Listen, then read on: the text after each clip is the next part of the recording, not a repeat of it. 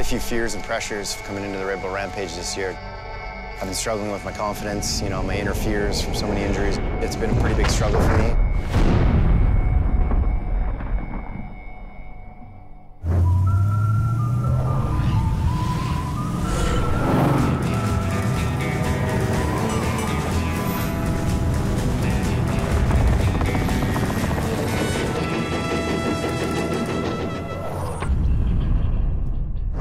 With a break in the busy contest season, Darren Bearcloth dives into building the course for his own invitational contest.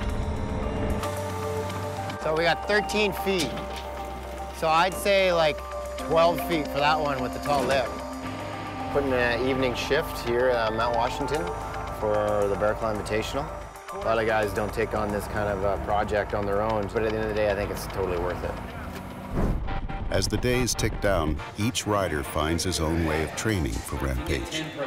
I'm here with my trainer, Gray, and World Cup down on there, Steve Smith. As you get older and older, your body starts to break down, and you realize that if you want to keep going at it, you got to take your fitness and your body seriously. I think the stronger he is and the faster he recovers, improves confidence, and confidence in free riding is everything. Kurt Sorge has different strategies for Rampage training. My strategy for Rampage is just to ride as much as possible and stay on the bike every day and get lots of riding in. Tyler McCall knows all his slope-style training will be for nothing if he doesn't put time in on the unfamiliar Utah soil.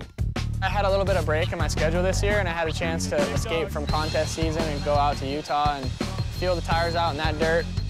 He's joined a couple big mountain legends to learn how to handle Utah's unforgiving terrain. Having Tyler out here, it's going to broaden our kind of ideas of what we can do. So he's going to bring in some new flavor for us, and it really adds to the group. The mission here in Green River is to find stuff that hasn't really been ridden. Scouting for newest, coolest stuff and trying to get as far back into the backcountry as possible. It's kind of cool being the first person to have a heli out here and get back into these places where no one's ever been and no one's taken their bike before. Just when we were flying in the heli, I saw so many things that I wanted to ride. It's cool coming with Kyle and Robbie because they definitely know what they're doing. I'm kind of like following their footsteps, and they're kind of my teachers and I'm their student, and I'm just trying to get the lay of the land and figure out what's good and what's not.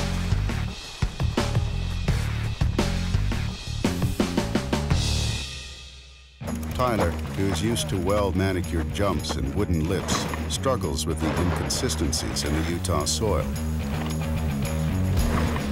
It turned out to be a lot harder than I was expecting. I pulled back and it didn't go anywhere, so I had to hit the eject button. That was a little rough, but then I got back up and kept going down my line.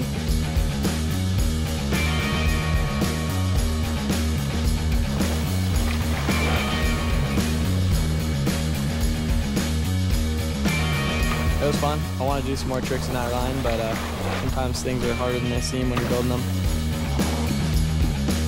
It's fun being out here on the downhill bike and try to learn stuff on that too.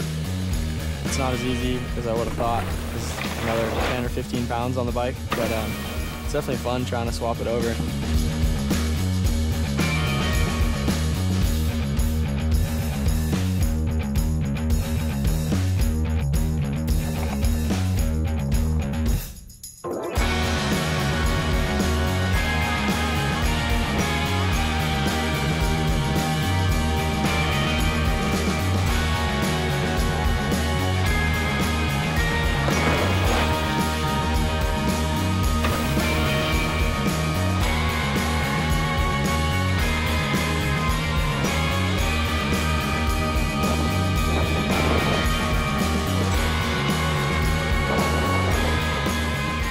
The gray dirt that's in Green River, it's a little bit hard to work with, but it actually helps you out a lot.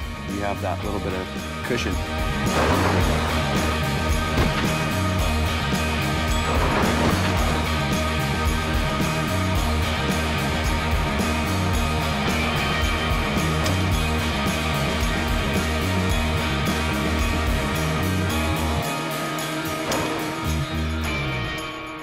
While Tyler, Darren, and Kurt have made the most of the break, it's time to get back to competing and find out if all three riders will survive the remaining contests before Rampage.